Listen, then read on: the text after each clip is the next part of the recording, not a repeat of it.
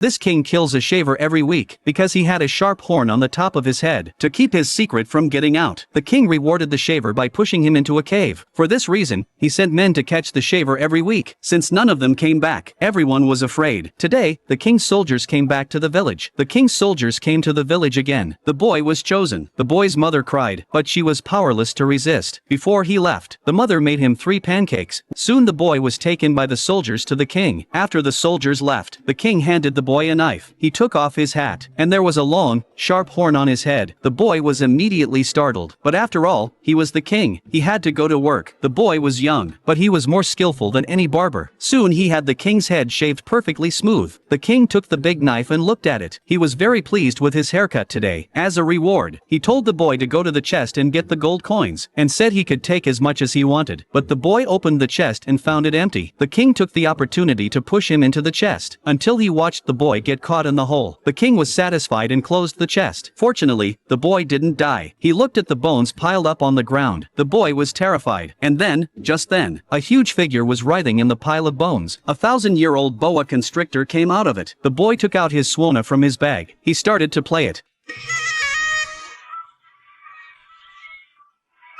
A beautiful melody. The boa constrictor couldn't help but twist and turn. In order to make the python send him away, the boy took out a piece of cake from his bag. The python ate it and found it very tasty, so he agreed to the boy's request to help him leave the cave. The boy said goodbye to the python and walked into the forest. But before he could walk a few steps, a hungry wolf came out of nowhere. In a moment of desperation, the boy climbed the tree behind him. In order to subdue the wolf, the boy played the oboe again. The wolf became softer and gentler. It danced to the music. The hungry wolf danced for hours. Finally, it couldn't dance any longer. He fell headfirst into a tree and knocked the boy down. The hungry wolf's stomach growled. The boy knew what to do, so the second piece of cake came in handy. After eating the pancake, the wolf no longer wanted to eat the boy, so he left the forest with the boy on his back. It was getting dark. There was a cabin not far away. He wanted to stay there for the night, but what he didn't know, that this was where the cannibalistic witch lived. To lure the boy in, the witch disguised herself as a kind woman. Then she welcomed him and warmly. As soon as the boy sat down, the witch cast a spell and put the boy in the pot. She was going to eat him. Before he died, the boy pleaded with the witch. He wanted to play his last song. Looking at the fat on the plate, the witch granted his request. The sham was played and the whole place was in a frenzy. Everything danced with the witch. They danced from evening until midnight. The witch was exhausted. She took off her magic cloak, and immediately she turned into an ugly witch. The boy slipped away, but the witch stopped him. The boy took out his last piece of cake and handed it to her. The witch removes her coat and gives it to the boy. The boy puts on the coat and becomes a 3-year-old. Before he knew it, the old witch pulled on it. The boy was back to his old self again. The old witch turned him inside out and put it on the boy. The boy becomes an 80-year-old man. This is a great treasure. The boy had a plan. He became an old man. He went to the king's castle. The guards stopped him. The old man explained. He was hired by the king to cut his hair. The guards took him to the king. The king gave the old man a dagger. He asked him to cut his own hair. After the haircut, the king did the same thing again. He told the old man to go to the chest and get the gold coins. The old man lifted the lid and shouted, "Why are you giving me so much gold and jewelry? I can't spend it all." When the king heard that, he immediately ran to check. The old man pushed the king inside, but the king grabbed the old man's beard. In the nick of time, the old man took off his magic clothes. The beard disappeared in an instant. The king was finally punished. He fell into a cave with no bottom. The soldiers outside the door heard something. They came quickly to check. The room was empty. The only thing inside was the empty, open chest. While the soldiers were checking it out, the boy sneaked out. He wore a magic cloak and became a child, and left the castle with a big strut. At the end of the story, the boy went back to his hometown, and from then on, people didn't have to be afraid anymore, because the king with the horns on his head, and he was a meal for